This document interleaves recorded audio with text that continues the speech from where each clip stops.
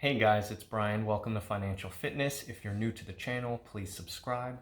In this video, I'm going to talk about minimalism and lifestyle inflation and how they can affect your savings and mindset around money. Let's get right into it. So what is minimalism? Minimalism is intentionally living with only the things that provide you value or enjoyment. Minimalism in the core sense is living a bare bones lifestyle and not purchasing material items in excess.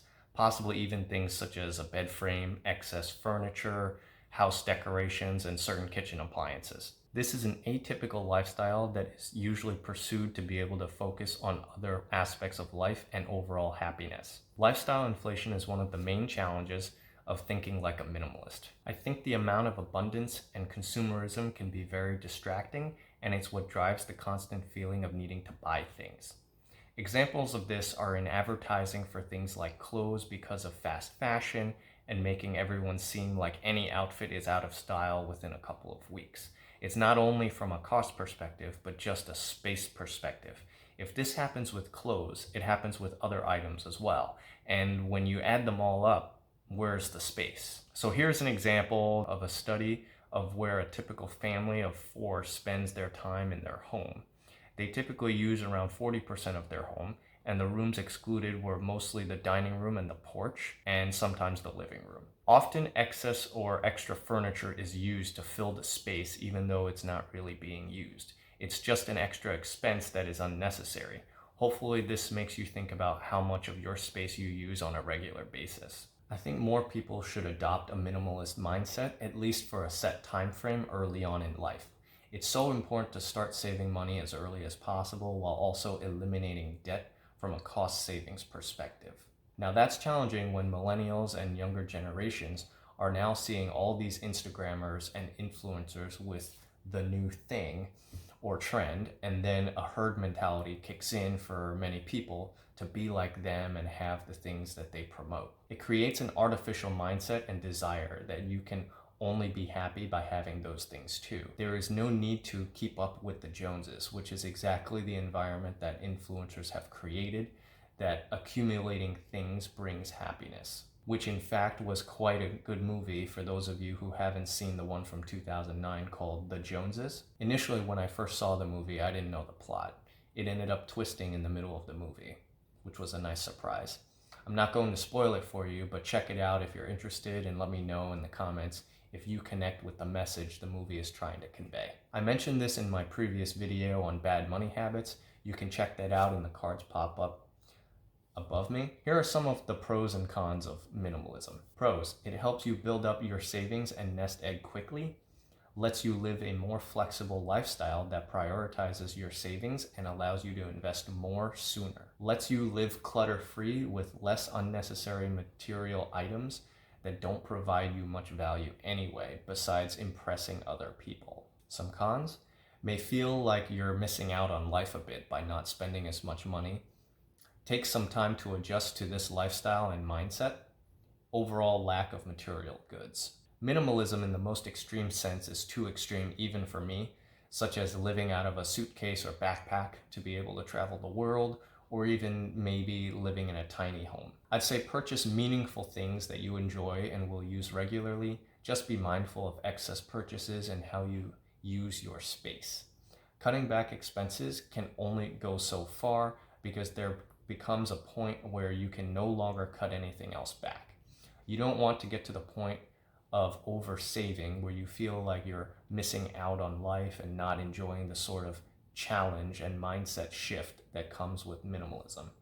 Recognize what you enjoy and how to get part of the way there through saving, and then from that point on focusing on increasing your income to in turn increase the amount you save. What do you ultimately want to do with your time and money besides just saving? Build your lifestyle around what you want to achieve and how you want to spend your time, and use minimalism as a stepping stone to help get you there sooner. Eventually, you will need to move on to increasing your income. Just be careful to not experience too much lifestyle inflation along the way, as that will again set you back. Lifestyle inflation is where you increase your lifestyle expenses as you increase your income. This results in no net gain in savings no matter your age, income, or career progress. This tends to happen shortly after raises, where you can then justify that you had earned some extra expenses that supposedly will make you happier. This is not always the case, as the extra expenses rarely substantially increase your overall happiness and rather just temporarily boosts it. It's best to avoid this because this is one of the many traps where people end up living paycheck to paycheck. It sets you back from saving for more important financial goals such as retirement, getting out of any debt, and purchasing a home. For example, I worked on a financial plan back in 2013 or 2014 that caught my eye, and when I first started thinking about lifestyle inflation as a result. The scenario was a husband and wife who were in their early 40s, were living on a combined income of $800,000, which sounds great to start, but they had a $2 million mortgage on a $2.5 million home value, with only about $120,000 in retirement savings and $20,000 in their savings. So if I refer to the mortgage income calculator on Google for estimates, they were paying roughly $10,000 per month towards their mortgage payments, assuming around a 4 to 4.5% interest rate at the time on a 25 or 30-year mortgage. The net after-tax income is roughly $40,000 per month, making rough estimates of a 40% tax rate.